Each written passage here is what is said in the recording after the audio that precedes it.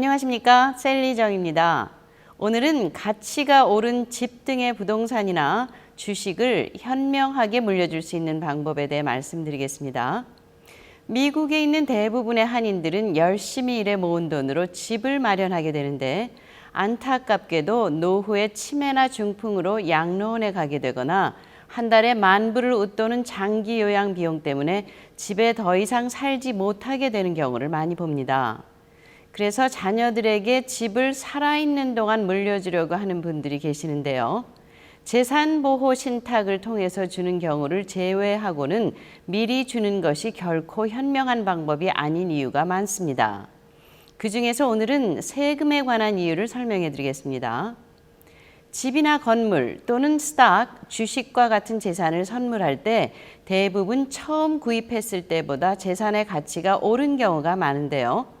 자녀들이 이 재산을 부모가 살아있을 때 선물로 받고 이것을 팔게 되면 적지 않은 Capital Gains Tax, 양도소득세를 내게 될 수 있습니다.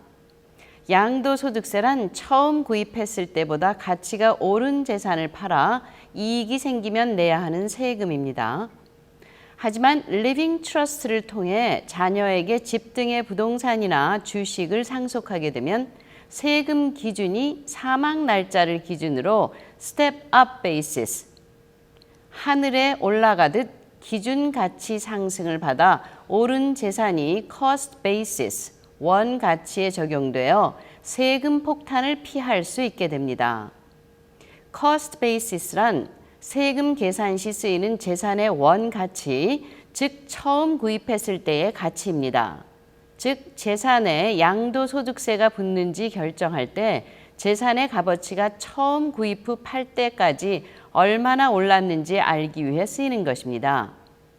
간단히 말해 집을 10만 불에 구입했다면 그것이 cost basis이고 훗날 20만 불로 오른 것을 자녀에게 선물했고 자녀가 20만 불의 집을 판다면 10만 불 오른 것에 대한 양도소득세를 내야 합니다. 하지만 재산 소유자가 사망 후 자녀에게 이 집을 리빙 트러스트 등을 통해 주게 되면 cost basis가 step up을 받게 되는데 이 뜻은 재산의 원 가치가 처음 구입했을 때의 가치가 아닌 소유자의 사망 시점에 오른 가치로 적용받아 세금 혜택을 볼 수 있게 되는 것입니다.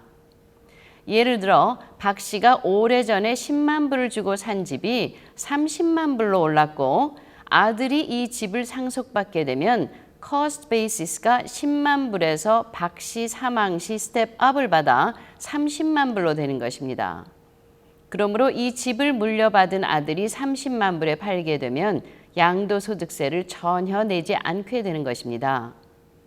집이나 다른 부동산, 그리고 가격이 오른 주식 등을 트러스트를 이용해 상속하는 큰 이유 중에 하나가 바로 스텝 업을 이용해 자녀가 세금을 내지 않도록 도와주는 것입니다. 다시 말해서 리빙 트러스트를 설립하고 재산을 트러스트로 이전하여 사후 자녀에게 오른 가치의 재산을 상속하면서도 세금 문제를 해결해 준다는 것이죠. 한 걸음 더 나아가 장기 요양 정부 혜택도 받고 자녀에게 물려주기 위한 Long-Term Care Asset Protection Trust, 즉 장기 요양 재산 보호 신탁을 통해 집이나 건물 등을 보호하면 집을 트러스트를 통해 자녀 등에게 이미 선물했는데도 부모 생존 시 선물 받은 자녀가 트러스트 안에 있는 집을 팔 경우 이윤에 대한 양도소득세 혜택을 받고 부모의 사망 시 스텝 업을 적용받아 양도소득세를 면제받을 수 있으니 꽉 먹고 알 먹는 효과를 볼 수 있는 것이죠.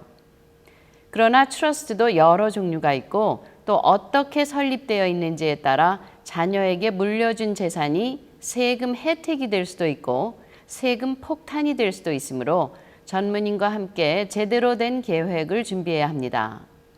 궁금한 점 있으시면 연락 주십시오. 감사합니다.